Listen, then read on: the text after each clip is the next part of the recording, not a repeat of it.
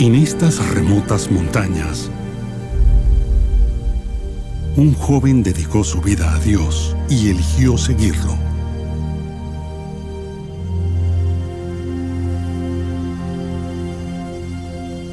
A donde fuera llamado, sin importar el costo, obedecería.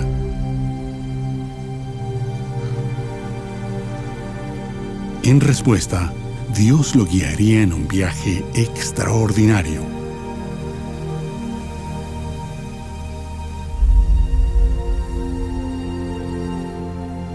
Un viaje que incluiría tanto gozo como dolor. Un viaje que lo llevaría a recorrer el mundo para compartir la esperanza y el amor de Dios con millones de personas.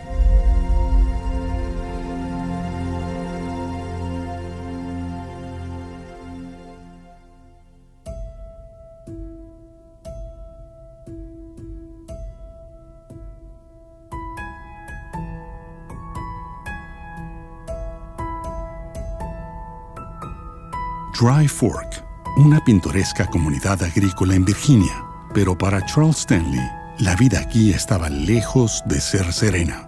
Charles nació en 1932, en medio de la Gran Depresión, una época en que la pobreza y la adversidad eran una forma de vida. Cuando Charles apenas tenía 9 meses, su padre murió. Destrozada, su madre quedó sola y tuvo que hacer frente a circunstancias terribles. Rebecca no tenía familiares a quienes recurrir, no tenía trabajo ni ahorros, pero por la gracia de Dios salió adelante. Ella nunca dijo no puedes o no funcionará, solo me recordaba esto: confiaremos en el Señor, confiaremos en Dios, Él siempre ha sido fiel y nos va a ayudar a salir adelante, no importa lo que pase. Creo que eso quedó fijo en mi mente: no dudes de Dios, solo confía en Él, no importa cuán difíciles se pongan las cosas o lo que necesites, Él siempre está ahí. Rebecca y Charles se mudaron a la ciudad vecina de Danville, donde Rebecca consiguió un empleo en la fábrica textil del lugar. Durante la Segunda Guerra Mundial, Dan River Mills surtió pedidos del ejército. Para Rebecca, el trabajo ya era estable, aunque no así su vida.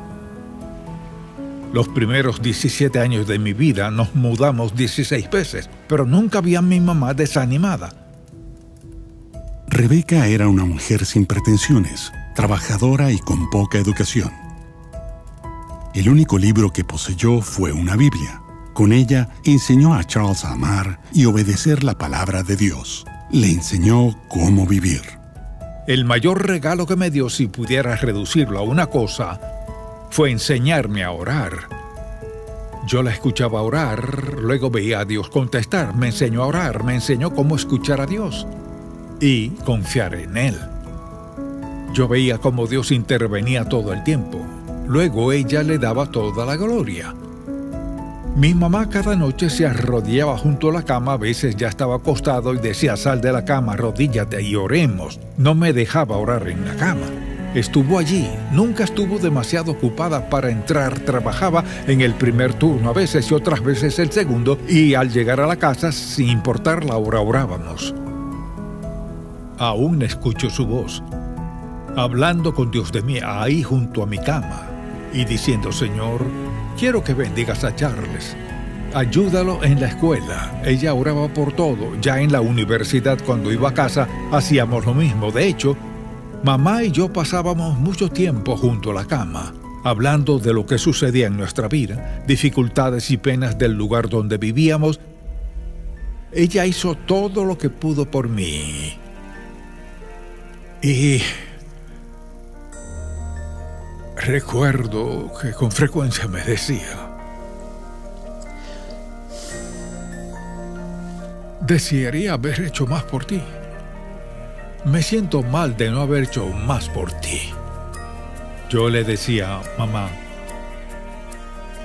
no se puede comprar lo que hiciste por mí.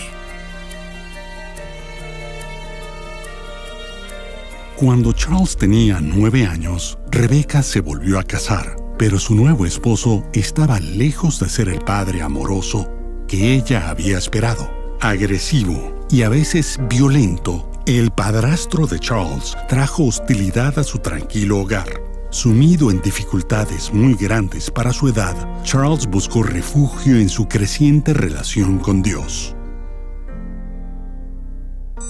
Así que a muy temprana edad creo que desarrolló una fe muy sencilla e inocente, y cuando digo sencilla no me refiero a inmadura, sino a una fe en que Dios era su Padre Celestial, en que tenía que depender de ese Padre y en que era un Padre Celestial confiable. Y eso es todo, es así de simple, es así de claro.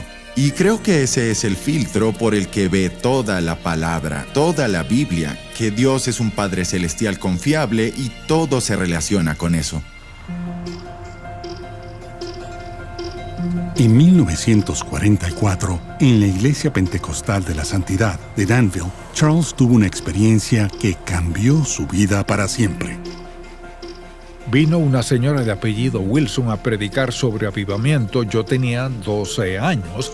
Sabía que Dios trataba de decirme algo, así que un domingo en la mañana ella estaba predicando, hicieron la invitación. No tuve que caminar mucho, me acerqué, me arrodillé y de pronto habían personas orando junto a mí.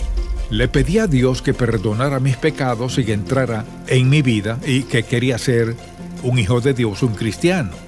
Así que no hay duda en mi mente de lo que pasó. Luego, por alguna razón, todos se alejaron y me quedé solo. Así que el pastor me pidió que subiera al púlpito y dijo: Charles, quiero que les digas a estas personas lo que Cristo ha hecho por ti. Y recuerdo haber volteado a ver toda la iglesia y decir, llorando, no sé todo lo que ha hecho, pero sé que esta mañana me salvó, y seguí llorando. Y no mucho después de eso, pensé en predicar el Evangelio, cuando tenía 14 años. Entonces supe sin duda que eso debía ser. Durante la secundaria, a Charles le pidieron que predicara un sermón en Moffett Memorial Baptist, su propia iglesia. Prediqué un mensaje titulado ¿Dónde estás?, de Génesis 3, cuando Dios se acercó a Adán a preguntarle: ¿Dónde estás, Adán? Estudié toda la semana y oré, Señor, háblame al corazón, porque era la iglesia donde crecí. Allí es donde uno tiene sus mayores jueces, en su iglesia. Recuerdo que subí al púlpito, todo empezó a fluir. Yo estaba ahí parado, sorprendido de mí mismo. Para cumplir su llamado a ser pastor, Charles tendría que ir al seminario. Sin embargo, tenía un obstáculo aparentemente infranqueable. Algo por lo que orábamos con frecuencia y por largo tiempo era como ir a la universidad, pues ella y yo habíamos hablado de eso, de ir al seminario para ser pastor. Yo ganaba unos $18 semanales repartiendo periódicos.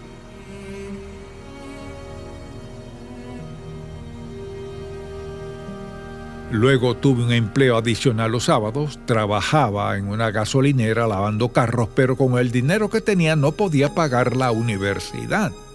Y ella decía: sé que el Señor proveerá.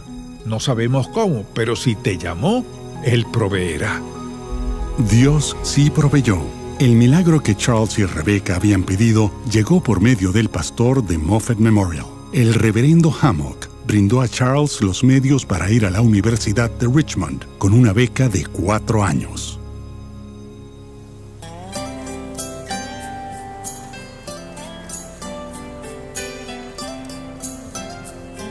Antes de empezar las clases, Charles decidió visitar a su abuelo, George Washington Stanley, un apasionado predicador pentecostal lleno del Espíritu, en Carolina del Norte. Aunque Charles había visto a su abuelo solo unas cuantas veces, Dios usó esta visita para impactar la vida de Charles y su futuro ministerio de una manera extraordinaria. Yo estaba fascinado de que mi abuelo hubiera escuchado a Dios hablarle de cosas específicas y quise saber más. Nos sentamos en su porche en Siler City, Carolina del Norte, durante una semana. Me dediqué a escuchar y a hacerle preguntas. Solo hablamos todos los días. Él nos contaba historias que su abuelo le contó de su ministerio y la fidelidad de Dios. Y había unas descabelladas, eran unas historias que recuerdo y pienso, ¿habrán pasado en verdad? Pero luego escribió un libro que no sabíamos ni que existía hasta hace pocos años. Y ciertamente algunas de esas historias que le contó a mi padre están en ese libro, así que aparentemente sí sucedieron como las contó. Al escuchar las cosas que Dios había hecho en su vida, pensé, bien, si le hablas a mi abuelo así, ¿hablarías también a mi corazón? Creo que sentí una gran hambre de un Dios real. Quería que Dios fuera real en mi vida. No quería solo creer que hay un Dios y leer la Biblia. ¿Es eso real? ¿Puede Dios ser real en mi vida? Dijo Charles, si Dios te pide lanzarte contra una pared, corre hacia ella y Él abrirá un hueco. Después comprendí lo que quiso decir. Obedece a Dios y deja en sus manos las consecuencias. Esa afirmación Dios la grabó en mi mente y corazón. Mi meta era obedecer a Dios y creo que ese ha sido el lema principal de mi corazón. Obedecerlo y confiar en Él, luego ver lo que hará en mi vida. Así que esa afirmación de su abuelo fue una especie de ancla. Creo que hubo muchas cosas que se relacionaron con eso por las circunstancias de su vida y él se vio obligado a depender de Dios. Creo que todas esas cosas se juntaron para crear esta absoluta dinámica y, repito, simple pero no simplista, una muy simple confianza en Dios como su Padre Celestial.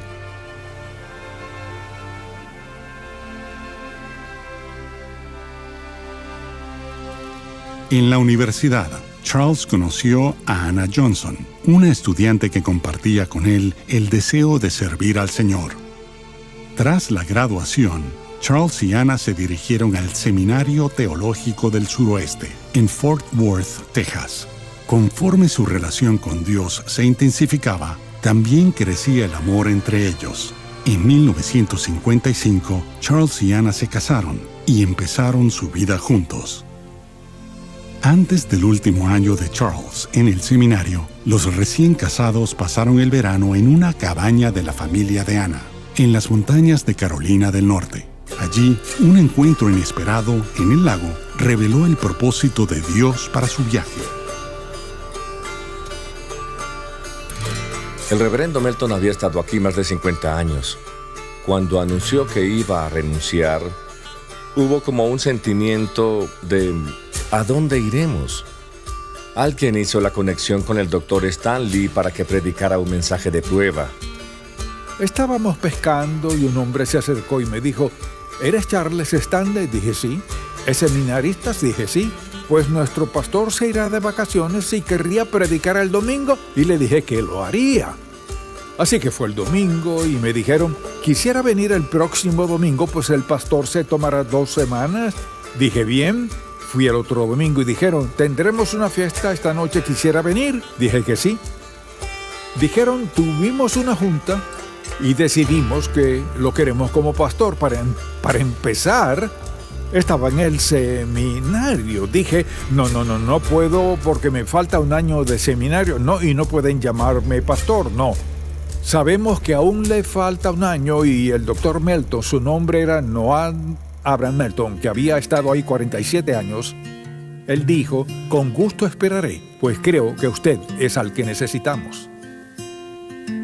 Aunque era su primera iglesia, nadie podía notarlo por su forma de predicar y su forma de dirigir la iglesia. Esos primeros meses que estuvo aquí, la gente empezó a ver que era un ministro experimentado. Se notaba que había sido llamado al ministerio por el Señor y que no había sido su idea ser pastor. Él fue llamado a predicar.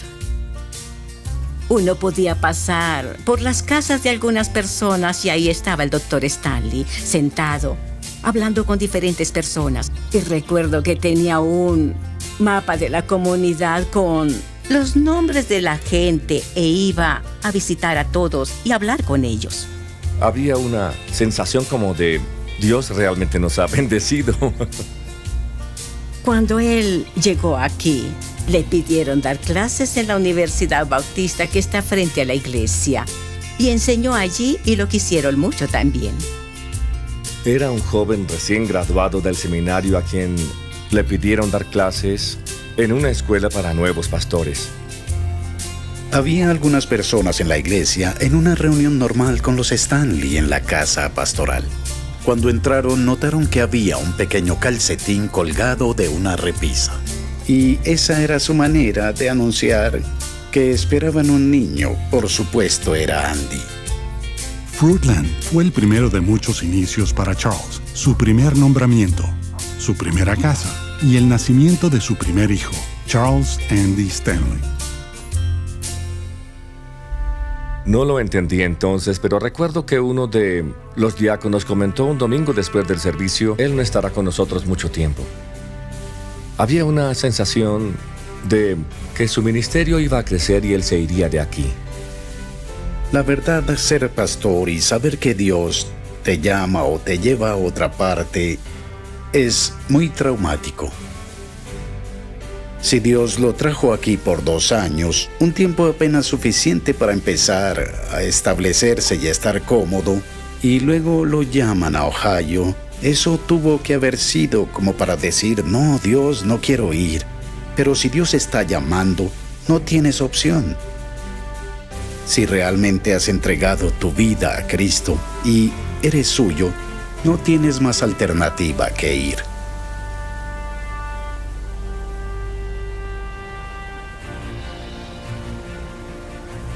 En otoño de 1959, Charles respondió al llamado a ser el pastor de la Iglesia Bautista Fairborn, en Fairborn, Ohio. Éramos una iglesia militar. La fuente principal de empleo era la base aérea Wright-Patterson. Debido a la transferencia de gente, había personas que procedían de todo el país. El doctor Stanley era muy alto y su personalidad imponente y estricta. Y estaba bien, pues era la costumbre de aquí y era lo que se esperaba de un líder.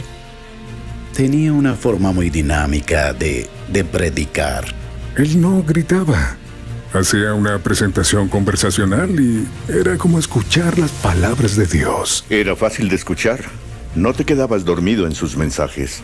A veces cuando quería enfatizar algo importante decía: escuchen, miren. Nuestra iglesia estaba creciendo en números, se llenaba a reventar. Estaba llena casi todos los domingos. Nuestro primer santuario quedó pequeño muy rápido cuando el doctor Stanley estuvo aquí. Las clases tenían que darse en la cocina, clases en las escaleras. Abajo en el área infantil donde estaba la guardería. Tuvieron que dividir un cuarto con bloques de concreto porque seguíamos creciendo y llegaban muchos niños. Crecimos hasta más de 300 miembros. 350 y creo que 200 fueron por bautismo. Muchos eran de familias militares y recuerdo que el doctor Stanley decía que éramos un punto de lanzamiento de misiones. Creo que la razón de que tanta gente se identifique con él es que necesitan esa esperanza que él puede darles mediante la obediencia. Así como la iglesia creció, también la familia Stanley. Charles y Anna tuvieron su segundo bebé, una niña, Rebecca Louise.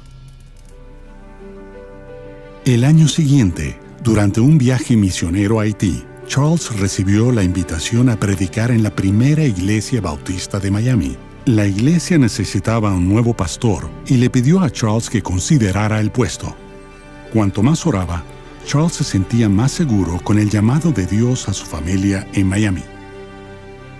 El domingo que leyó su renuncia, él y Annie cantaron una canción, Su camino y el mío, como una forma de anunciarnos que Dios le tenía un lugar y que iba a obedecer, una oración para que pidiéramos que la voluntad de Dios fuera nuestra voluntad y que la siguiéramos también. Él era sumamente querido y apreciado por mucha gente. Les pesó mucho que se fuera, pero entendieron que Dios lo llamaba y debía hacer su voluntad. Eso es lo que siempre nos enseñaba, que lo que Dios nos pida es lo que debemos hacer.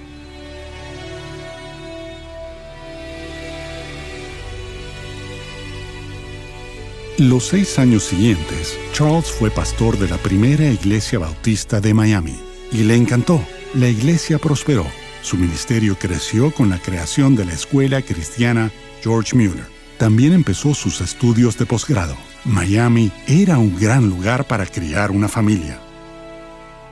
Otra cosa sobre Miami es que no estaba lejos de Naples, y Naples en los años 60 era muy diferente a como es ahora, así que teníamos una casa de remolque que era muy pequeña. para los 4 y conducíamos a Naples, Florida, bordeando toda la playa, junto a los árboles y sobre arena durante millas para escoger dónde acampar, y nos quedábamos de 3 a 5 noches sin ver una sola alma.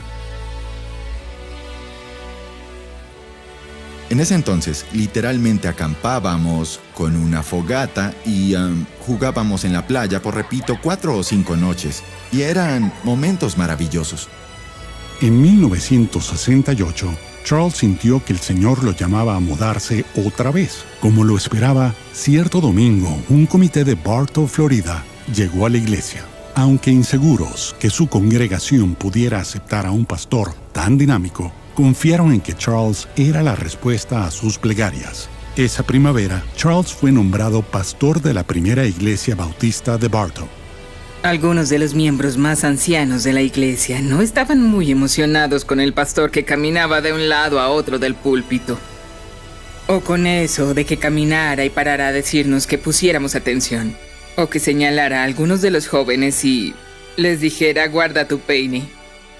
Quiero que escuches. ¿Me escuchas? Esas son algunas de las cosas que recuerdo que le decía directamente a los jóvenes. Con el tiempo bajamos de la primera fila del balcón a la primera fila del santuario. Era maravilloso. Podía sentir el Espíritu Santo allí. El Señor sabía lo que la iglesia necesitaba y que era algo que el Dr. Stanley podía dar. Sus sermones eran sobre la vida cristiana, de cómo Dios podía marcar la diferencia en su vida, de una relación personal. Y no estoy segura de que oyéramos mucho de relaciones personales en esos días. Era un pastor, no solo predicador. Nos pastoreaba. Hay una diferencia, ¿no? Programaba su tiempo de oración. Eso era muy importante para él. Algo que me impactó profundamente siendo muy joven fue el número de personas que, sin querer, lo interrumpían en su oración, tanto en su estudio en casa como en su estudio en la iglesia. Y cuando hablaba con Dios en público, uno sabía que había una conexión. Quiero decir que cualquiera que esté tan cerca de Dios o buscando su corazón, sin duda Dios tiene sus manos en esa persona. Tenía una relación personal con Dios y eso era algo atrayente para mí. Yo quería conocer a la persona. Dios, Jesús, quería que fuera algo personal y Charles Stanley lo exhibía. Él era una imagen de eso para una joven como yo.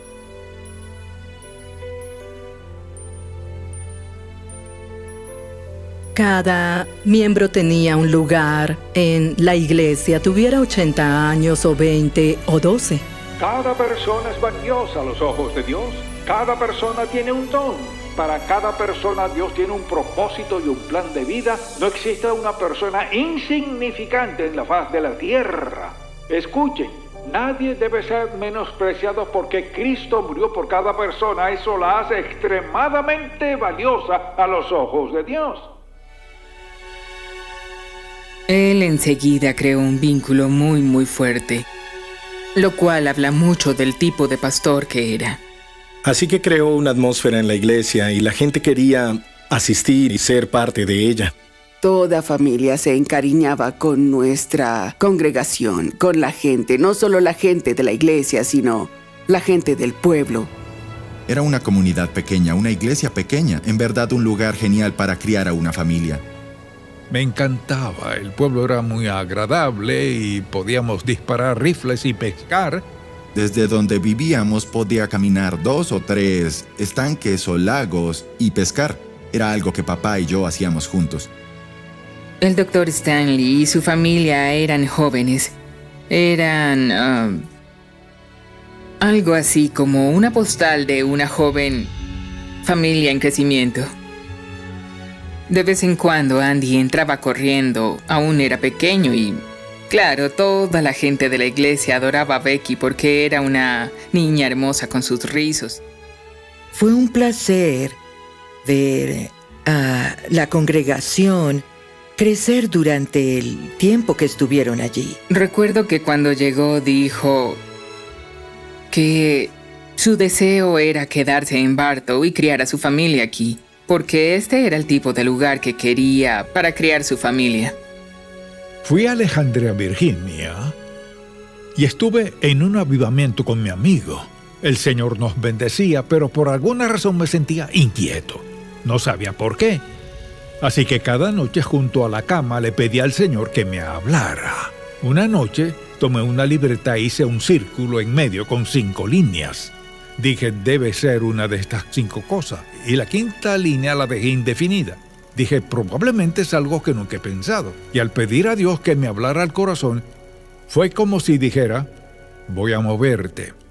Fue sin duda una sorpresa para la mayoría. Ninguno nos queríamos ir, nos encantaba Bartow, toda la ciudad, la comunidad y también la iglesia. Cuando el Dr. Stanley llegó aquí, no pensó que se iría con su familia otra vez en 15 meses. Seguro fue algo desafiante hacer eso.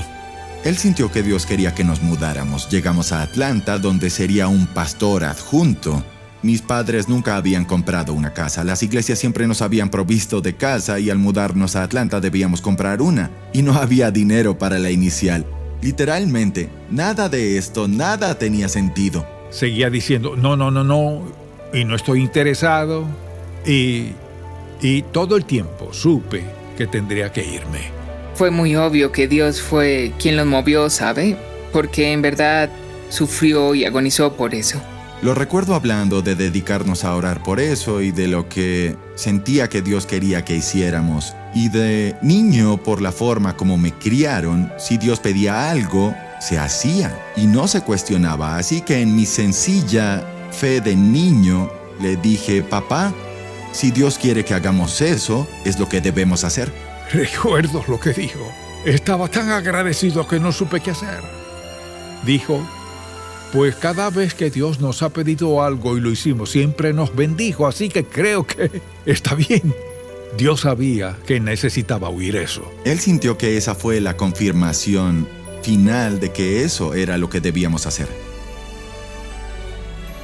Eso significa ser fiel al llamado que Dios nos ha dado. Consecuentemente, y aunque la iglesia odiaba la idea de perderlo, supimos que era lo correcto. Pensábamos que podría haberse quedado aquí otros 10 años en lugar de irse a Atlanta, pero la gente de Atlanta estaría en desacuerdo. Podía sentirse que Dios haría cosas especiales en su vida y que Él estaría dispuesto, fuera lo que fuera. En octubre de 1969, Dios llamó a Charles a Atlanta. Sin embargo, este cargo fue mucho más desafiante que los anteriores.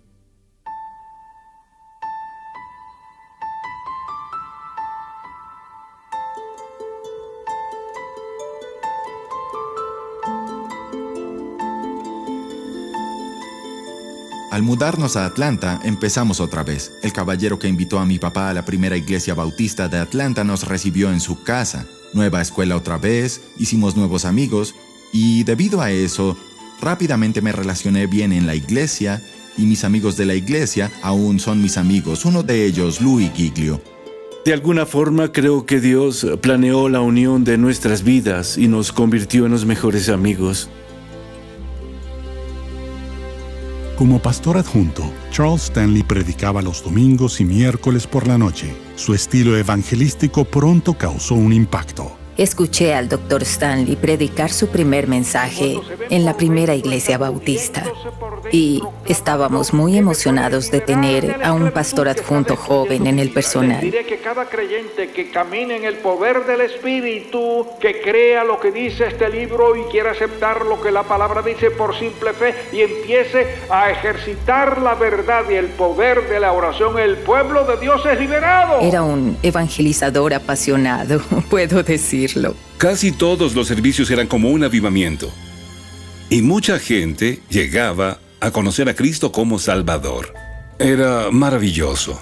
La forma en que expone las Escrituras es cautivadora. Dios dijo, por nada estéis afanosos si no sean conocidas vuestras peticiones delante de Dios en oración y ruego con acción de gracias. Presenten sus peticiones a Dios. En lugar de predicar la Biblia a la gente, mi papá les enseñaba acerca de la Biblia y eso hace una gran diferencia. Él deja que la palabra haga su trabajo en la vida de la gente y siempre va directo al grano. Sus angustias y ansiedades pueden borrarse con la oración y la paz tomará el lugar de las ansiedades.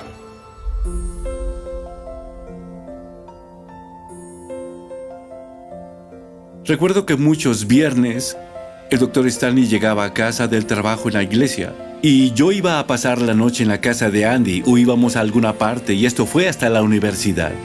Y el doctor Stanley cruzaba la puerta, ponía su saco en la mesa de la cocina, desaparecía unos minutos, regresaba con ropa casual y salía por la puerta con una Biblia, una libreta de notas y un galón de agua, y nos decía: los veré mañana. Luego, muchos sábados nos preparábamos para salir por la noche, íbamos a algún concierto o compartir con amigos o lo que fuera. Como a las 7, el auto entraba, bajaba el doctor Stanley, el galón de agua vacío, la Biblia, pero la libreta de notas con todas las páginas arrugadas y con mucha tinta por doquier, página tras página tras página, con todo lo que venía del cielo. Este hombre no leía libros de sermones en su estudio, no entraba a internet a preguntar cuál es un buen mensaje de este texto. Iba a Dios para así darle a la gente algo de Dios, y cuando subía a ese púlpito, eso es lo que pasaba. Podría pasar el resto de este mensaje diciendo cómo orar por los Cuando el pastores. pastor principal se fue, Charles procedió a predicar los domingos por la mañana. Y aunque la iglesia empezó a crecer, había un grupo de gente que no lo quería como pastor principal. Las personas que estaban en su contra eran líderes, maestros de escuela dominical y aún diáconos a cargo de comités. Delante de Dios y decirle que llevará el nombre de ese hombre ante él hasta que Dios lo cambie. Y le aseguro que lo hará. Algunas personas adineradas encargadas de la iglesia pensaron que deberíamos tener a alguien de renombre, alguien con títulos como de doctor. El ser humano siempre quiere protagonismo. Quien controla, quien manda, quien decide. En cada iglesia hay de esa gente, y en la nuestra también. Había unos 7 hombres que manejaban la iglesia, controlaban todo, y en cierta ocasión en la que discutíamos un problema les dije: ¿por qué no le preguntamos a Dios? Y uno de los hombres dijo: son negocios, deje a Dios fuera. Mi respuesta fue: ¿cómo puedes dejar a Dios fuera cuando es un negocio? Y eso inició el conflicto. El título del mensaje es: en la oración está la acción. Había una gran cantidad de gente que amaba al Dr. Stanley y lo querían como pastor principal de la iglesia. Pero también había otro grupo, y en ese grupo estaban los 7 hombres que manejaban la iglesia en ese tiempo. Y pensaban que el Dr. Stanley era muy joven, muy ferviente, y no lo querían como pastor principal de la iglesia. Personas a quienes amaba y tenía presente y que pensaba que me amaban y dieron testimonio de lo que aprendieron. Una semana me abrazaban y la siguiente ya ni me hablaban. Fue un tiempo muy difícil para mí. Habría sido fácil irnos, incluso mucho más fácil irnos, porque le prometieron cosas. Si te vas sin hablar, hubo amenazas. Si nos obligas a despedirte, no volverás a una iglesia bautista. Hubo muchas veces en que sentí que el Dr. Stanley debía defenderse. Yo quería que se defendiera.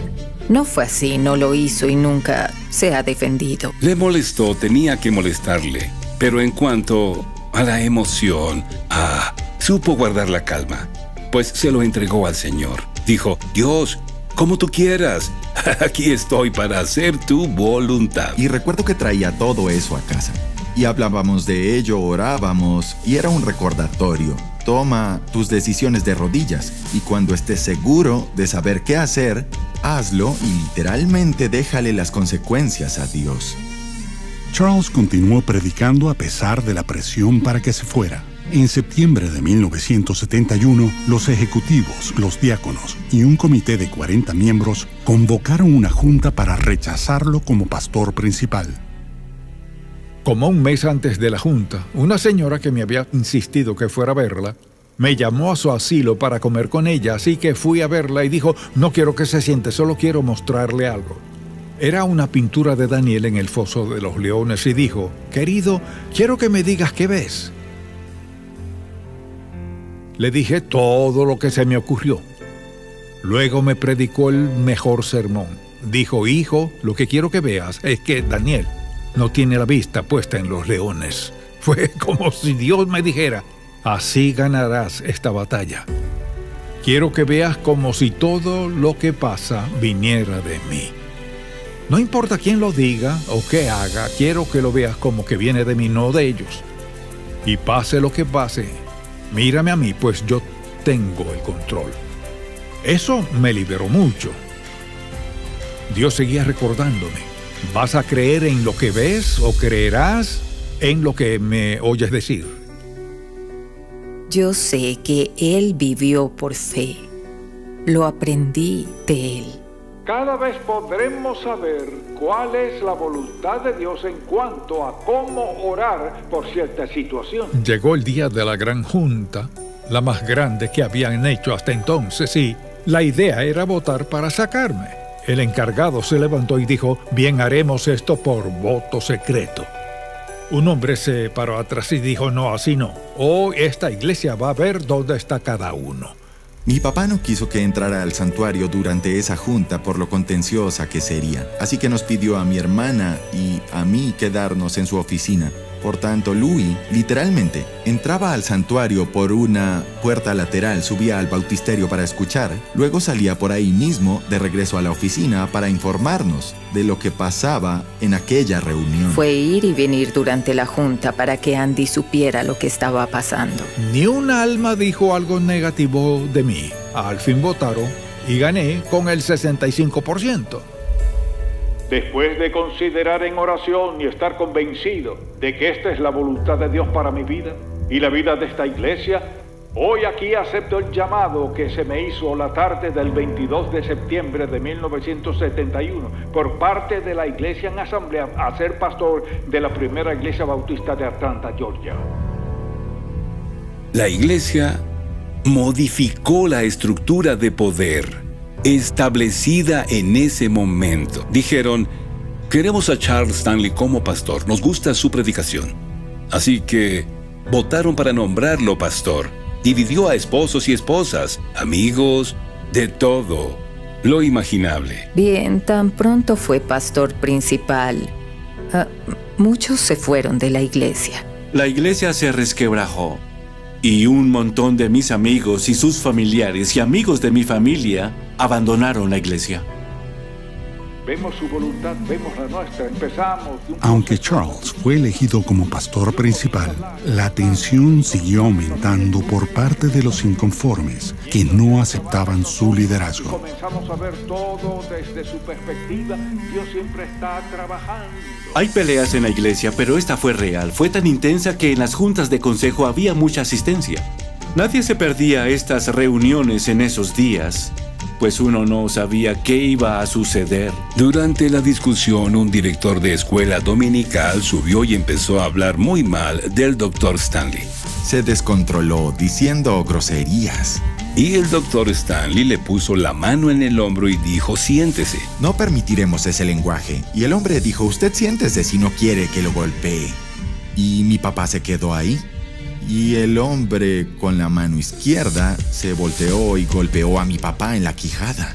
Imagine ser joven en la secundaria y pensar: esto no está sucediendo. Pues toda la iglesia estalló. Y recuerdo que de pronto yo estaba al frente con John Glover, quien me acompañaba mientras yo lloraba, y el caos se desató. De inmediato vinieron unas personas y lo bajaron del púlpito. Creo que esto nos mostró a todos que era una batalla espiritual.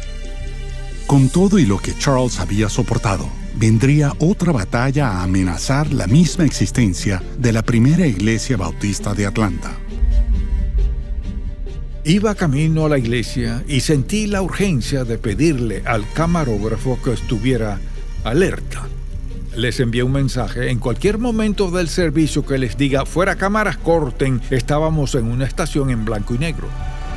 Estábamos en el servicio dominical y justo después de los cantos, un hombre subió al púlpito. ¿Venimos alabando juntos a Dios esta mañana? Vayamos al himno. Dije: de pie y cantemos firmes y adelante. Y justo al decirlo, un hombre sube al púlpito y como que me empuja hacia un lado y se agarra del púlpito con toda su fuerza y dice: ¿ustedes qué creen? ¿Vinieron a oír un sermón? ¿Han venido a un funeral? Eso interrumpe la transmisión en vivo De repente, había 3 universitarios sentados en la audiencia y se levantaron y cantaron el himno firmes y adelante, y la multitud se paró y empezó a cantar. Eso me comunicó un par de cosas. Número 1, la iglesia. Vale la pena sufrir por la iglesia. La iglesia es muy importante. Y en segundo lugar, de una manera muy gráfica, subrayó el hecho de que hay que hacer lo correcto. Hay que lidiar con las consecuencias y finalmente dejar las consecuencias en manos de Dios. Una iglesia de 3,000 personas de un día para otro pasó a ser de 300 personas. Renunciaron 38 de los 60 diáconos y la mitad de los maestros de escuela dominical. Vi al coro desaparecer. Solo quedaron 13 personas en el coro. Algunas personas que dejaron la primera iglesia bautista fueron a la emisora y con su influencia trataron de convencerlos de que nos sacaran del aire por completo.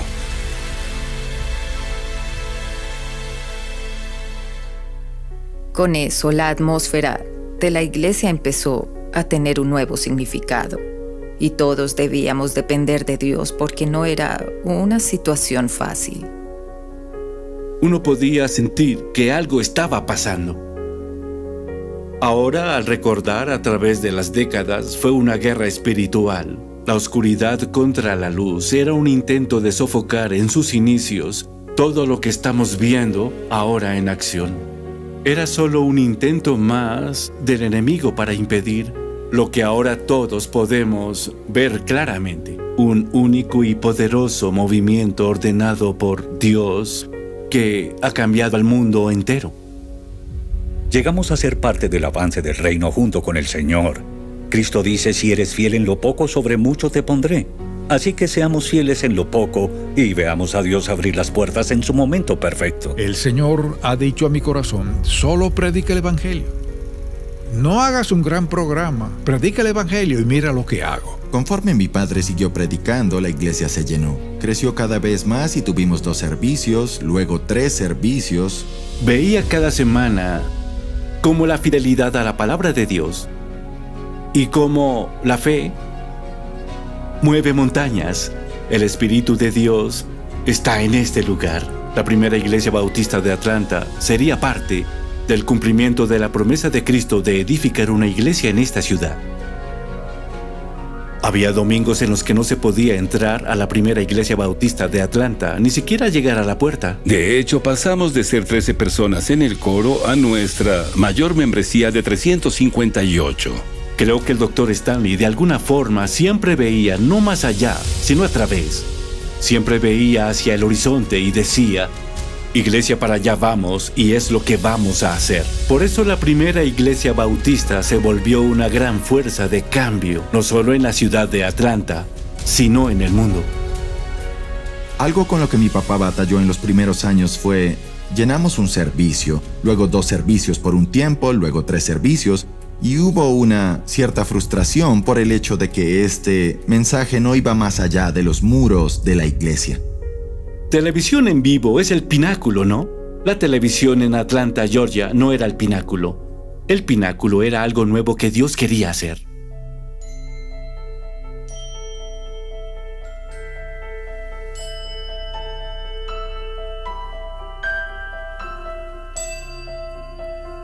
Cuando se detuvo la transmisión en vivo de la primera iglesia bautista de Atlanta, el futuro del ministerio televisivo era incierto, pero Dios estaba por actuar de una manera poderosa. Empecé a orar, Señor, es tu ministerio, no el mío. A un año de ese día estábamos en otro canal, así que sacarnos del aire fue lo mejor porque luego estuvimos en 2 canales a color. Teníamos The Chapel Hour de 8:30 a 9 y servicios de adoración de 11 a 12. Cuando Dios dice quiero que hagas esto, quiero que lo hagas de esta forma, Dios es muy preciso. Había mucha gente que quería ver al Dr. Stanley en televisión. No estoy segura de que él quisiera estar ahí. Y la única razón de hacer eso era para llevar el Evangelio a tanta gente como fuera posible. Cuando Dios capta su atención, usted empieza a verlo a Él. Cuando empieza a ver lo que pasa, empieza a orar. Así que por medio de la televisión, eso lo hizo posible. Y él era una especie de pionero en esos años del ministerio televisivo, como se le llamaba. Desde el principio, Charles Stanley quería llegar a todos y hacía lo que fuera necesario para poder lograrlo. Así que empezó en la capilla, sentado, no sé cómo lo hizo, con su Biblia, mirando a la cámara, y hablaba por 35 minutos. Buenos días y bienvenidos a... Nadie le enseñó a hacerlo, no tenía ese tipo de entrenamiento. Era solo una forma de llevar el mensaje fuera de los muros de la iglesia, así que aprovecharon cada oportunidad que tuvieran. El programa televisivo se hizo muy popular y otros ministerios lo querían y empezó a crecer de esa forma. Welcome to the Chapel Hour, a presentation of Atlanta's First Baptist Church. El ministerio radiofónico del Dr. Stanley empezó cuando una pequeña estación de radio de Texas transmitió grabaciones de The Chapel Hour. Alguien nos dio algunas de sus grabaciones, las transmitimos y a la gente le encantaron. Nos enviaron algunas, era en McAllen, Texas. Dijimos sí y les enviamos algunas y llamaron de nuevo y dijeron, ¿por qué no entran al sistema de la radio? Radio, no lo habíamos pensado. Yo recuerdo que mientras limpiaba la herrería de mis papás en el porche, escuchaba al Dr. Stanley en la radio.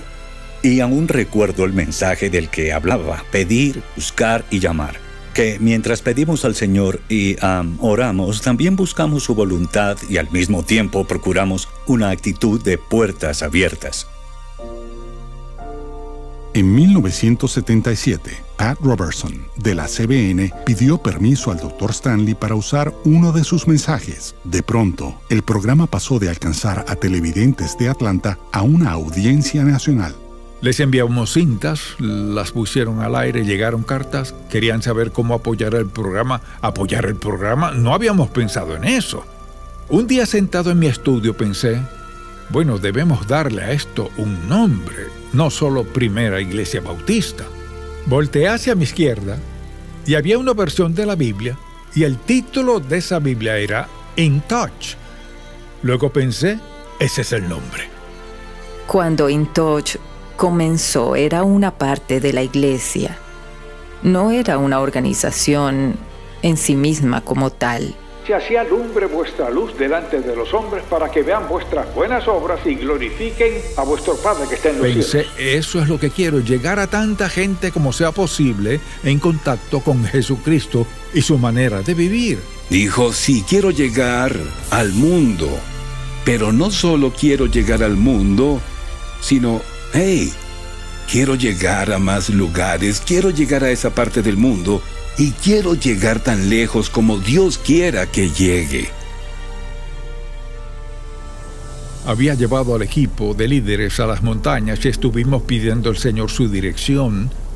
Y leía el capítulo 28 de Mateo, que he leído muchas veces, y de alguna forma fue como si saltara a la vista y me cautivó. Pensé, Señor, ¿en realidad quisiste decir todas las naciones? Sentí que dijo sí.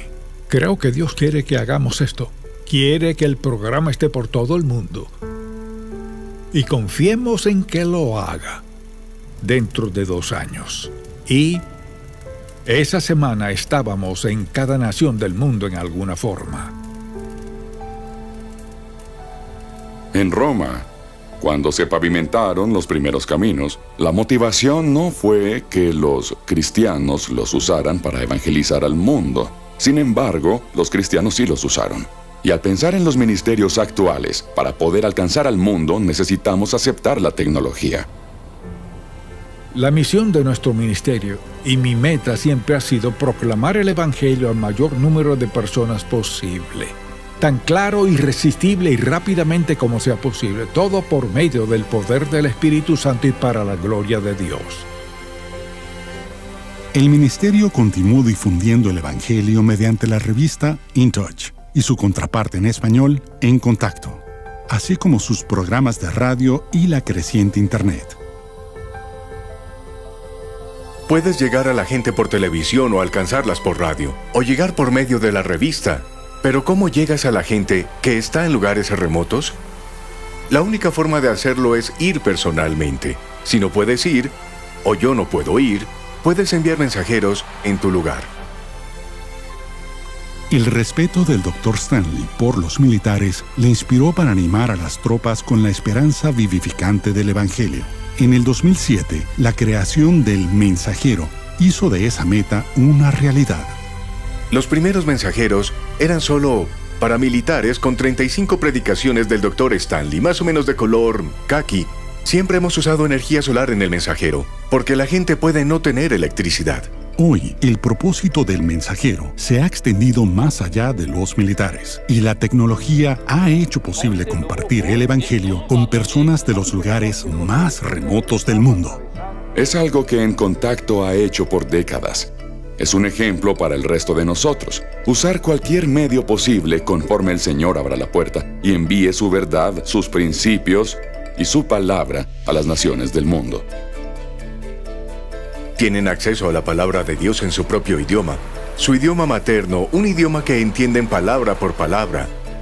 Es una forma más de llegarle a la gente, encontrar a la última persona y presentarle el mensaje del Evangelio. La Biblia dice que todo lo bueno viene del Señor, así que aún la tecnología, con toda su brillantez, en cada generación procede de Él. Las oportunidades son ilimitadas y Dios las provee, sigue abriendo puertas. Y En Contacto sigue atravesando esas puertas que Él abre. Ya sea por televisión, radio o por internet o el mensajero, Dios siempre tiene una manera de llevar su mensaje a quienes lo necesitan. Agradezco que ministerios como En Contacto digan: iremos a la radio, a la televisión, iremos a la palabra escrita, al internet, las redes sociales, lo que sea, para alcanzar al mundo con el Evangelio de Cristo y hacerlo con excelencia. Así que empezaron con 2 pequeñas cámaras anaranjadas en The Chapel Hour. Y esta ha crecido y más gente ha visto y más gente ha escuchado y ha ido a otros países y de muchas maneras con el mensajero. Así que esos primeros pasos de predicar a una cámara cuando nada es más difícil que eso, y aprovechar las oportunidades para cadenas locales, y luego aprovechar las oportunidades que surgieron y Dios honró eso, y ahora están en todo el mundo.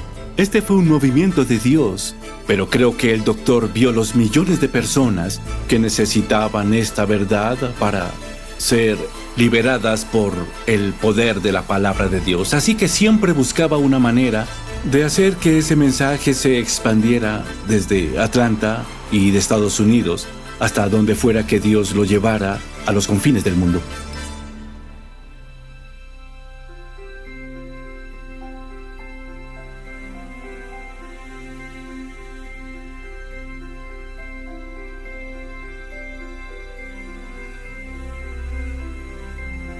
Cuando piensas en su legado y su historia y en lo que conecta todos los puntos de los diferentes capítulos de su vida, te das cuenta de que es solo eso. Tal como siempre lo dijo, confía en Dios, obedécelo y no manipules el resultado.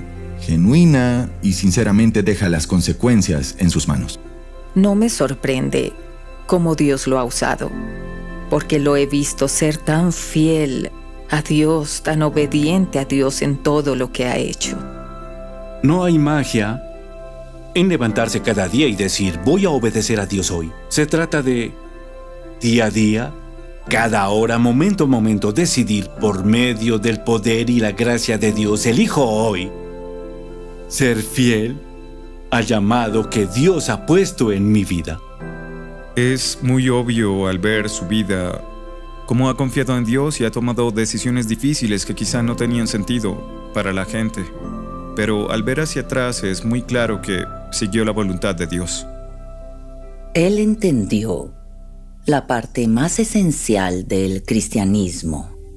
No es solo conocer versículos bíblicos. No es solo proclamar mensajes maravillosos. Es Cristo en ti, la esperanza de gloria. Hizo todo para que fuera práctico. Nunca se quedó solo en teología, esperando que la gente supiera qué hacer, sino que realmente puso las manos y los pies de Cristo a través de la Biblia en cuanto a nuestro llamado como creyentes. Él tendrá un legado que vivirá creo que para siempre. Sus mensajes, grabaciones, su voz se escucharán mucho después de que nosotros nos vayamos. Hay tanto contenido, tantos libros, tantos videos, programas de televisión, programas de radio y tanto contenido en línea que él va a saturar la cultura por largo tiempo. Creo que el legado del Dr. Stanley se ha escrito en la vida de individuos de todo el mundo. Personas que lo han oído predicar y que han aceptado eso como su propia fe personal. Y se han vuelto cristianas y viven la vida cristiana donde quiera que estén. Miles alrededor del mundo lo han hecho.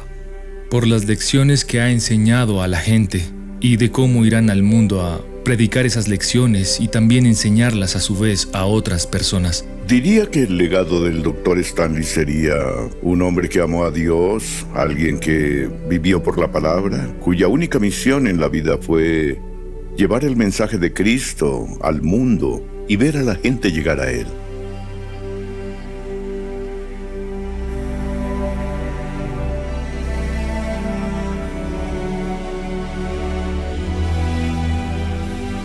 Un sinnúmero de vidas que encaminó hacia un profundo viaje espiritual.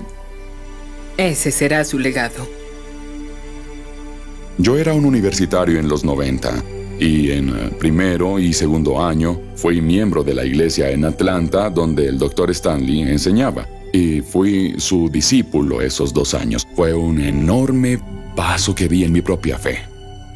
¡Oh, qué misericordia! Él ha bendecido a tantas personas, enseñado a muchos y predicado sermones que te llegan y te hacen pensar. Su legado permanecerá para quienes vienen detrás, que también predicarán el Evangelio y que enseñarán la Biblia y que también pastorearán a la gente, y ese legado seguirá viviendo en otros que han sido influenciados por su enseñanza. Soy en definitiva uno de los pastores que han sido muy influenciados, quizá principalmente yo, por la vida del Dr. Stanley y su fe. Yo creo que es muy obvio que por mí mismo no estaría haciendo lo que hago ahora si no fuera por ese lapso viendo a Dios usar su vida. Verlo en el ministerio, verlo servir a Dios, amar a Dios y ser un ejemplo para nosotros y nuestros hijos ha sido extraordinario.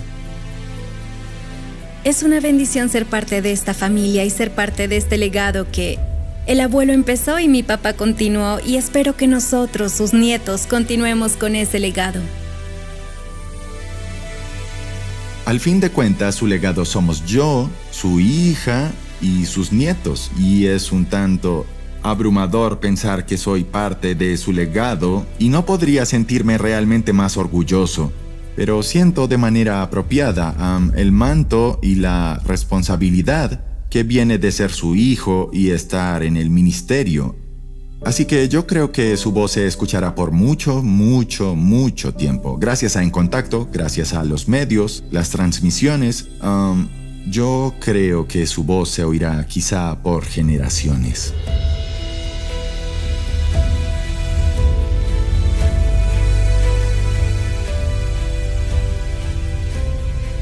Quería que dijeran, él creía que la verdad más importante de su vida era obedecer a Dios y dejarle las consecuencias. Y parece, por lo que se ve y se oye, que así vivió. Me gustaría que fuera así. Queridos, estoy en casa en el cielo. Todo es tan feliz, todo tan brillante. Hay gozo y belleza perfecto en esta luz inagotable. Toda pena y dolor terminaron, toda repentina inquietud pasó. Ahora estoy siempre en paz, seguro, por fin, en mi casa celestial.